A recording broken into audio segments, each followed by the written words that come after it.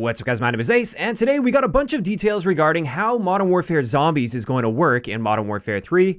In the background, you're seeing some gameplay of Modern Warfare Zombies. This isn't my gameplay. This is actually gameplay that was just provided as B-roll to people that got to attend the Treyarch studio just before Call of Duty Next. I wasn't part of that group for good reason. I don't really play zombies all that much. But in either case, let's go over exactly how this Zombies mode is going to work. And a lot of this information was already available, but let's just sum it all up here. So essentially, Zombies in Modern Warfare 3 is going to be more like DMZ, but with zombies and no PvP. So you can't kill other players, you can only kill zombies, but there will be multiple squads in the world at any given time, and you'll all essentially be like working together to kill zombies and complete missions and collect items and extract with them. Now this does take place on the Warzone map, and just like DMZ, you have different operators to select before you infill. And with this, you also create loadouts, just like in DMZ. And in today's blog post, they provided this screen here that showed off the different operators you can unlock. And with each of these operators, you select sort of a loadout that you go in with 5 items. The first item is your rucksack, which we'll talk about in a little bit. Then you get a kill streak slot, an armor slot, a gas mask slot, and then a medical item slot. Now, by default, the rucksack will allow you to carry 5 items in-game, but that can be upgraded over time. And for the rest of our loadout, we have access to 2 weapons. It can be either 2 primaries or 1 primary, 1 secondary weapon. You also have insured slots for your weapons, just like in DMZ, so these are weapon loadouts that you create for yourself, and there will be a cooldown period on these if you fail to extract with that. There will be a cooldown for that weapon before it's active again for you. There's also going to be contraband stashes, just like in DMZ, so any weapons that you've collected in the world and extracted with, that'll go in your contraband stash, and then you can take those items back into the world if you'd like. And then on top of that, there's also tactical and lethal equipment, as well as zombies-specific field upgrades. Now, these are completely different field upgrades from multiplayer, and just going through the list of these 6 field upgrades that they've outlined for zombies, we have Energy Mine, Frenzied Guard, Healing Aura, Frost Blast, Aether Shroud, and Tesla Storm, and many Zombies players will be familiar with a lot of those items as well. They have been available as items in the past in Zombies.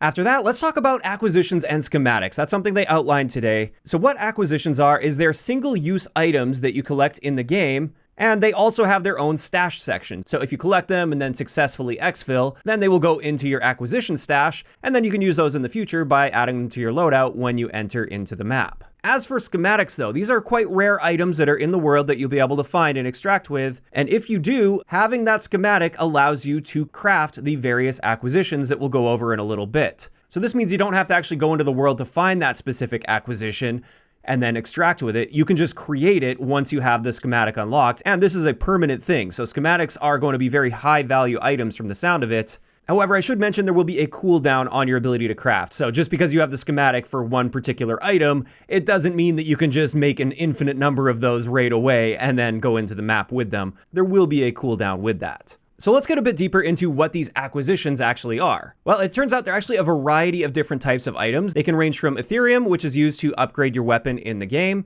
They can also be perks or ammo mods like we've seen in some previous Zombies before. I'm thinking back to Cold War. Keep in mind, I'm not a huge Zombies player, so Cold War is the last Zombies that I really played at least somewhat seriously. But you could have these ammo mods that would have various effects on your weapon. And then finally, you have wonder weapons. And I'm assuming the schematics for wonder weapons are going to be very rare items. Because again, once you have that schematic for one of these particular items, that means you can just craft it by yourself. You don't have to go into the world to find this item. You can create it and then just infill with it.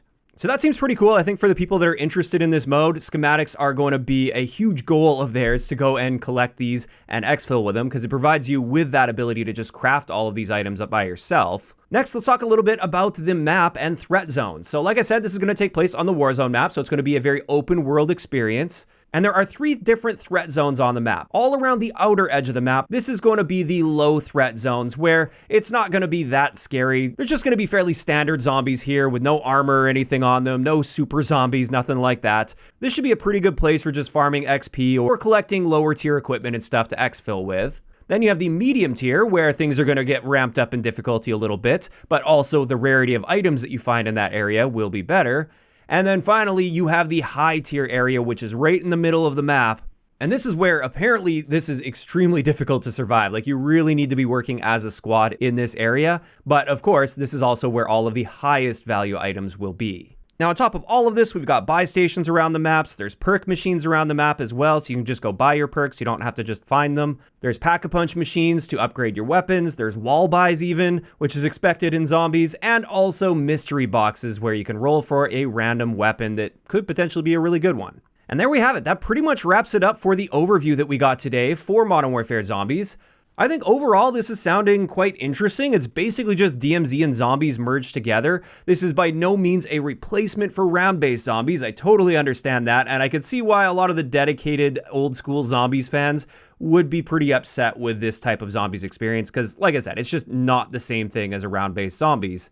But I do think it's shaping up to be quite an interesting mode, and I could see this definitely hooking many players out there. They'll be really interested in this style of a mode. I think it's going to be a good casual place to play because there's no PvP in this. Unlike DMZ, this is all PvE and you're just working together with other squads. So this isn't going to be like a highly competitive mode or anything, although you can also choose your level of difficulty depending on the zone that you go in on the map, like we talked about.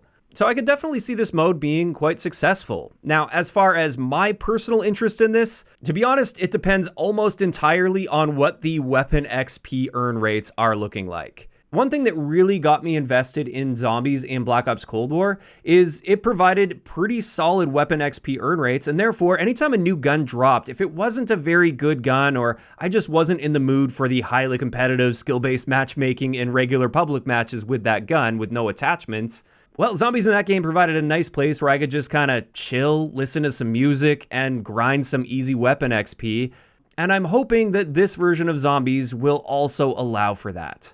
Like I said, I'm not always in the mood to play like I'm in a tournament in regular public matches, and especially if we're talking about some of the weaker weapons or some of the weapons that just rely on attachments to be decent, it would be great to be able to hop into this zombies mode and just grind through a bunch of weapon levels to at least get me on my feet before I take that gun into multiplayer. And honestly, that's probably the only thing that will bring me into this mode, and that's just a preference-based thing. I never really got into DMZ. Like, I can see why people enjoy it, especially as a mode to play with friends. I think it would be a really fun experience, but I'm generally a solo gamer. I just like to play on my own. I don't like coordinating with a squad. I don't really like talking when I'm playing, at least to other people in-game. I'll talk to my stream, of course, but I don't like coordinating in-game and stuff.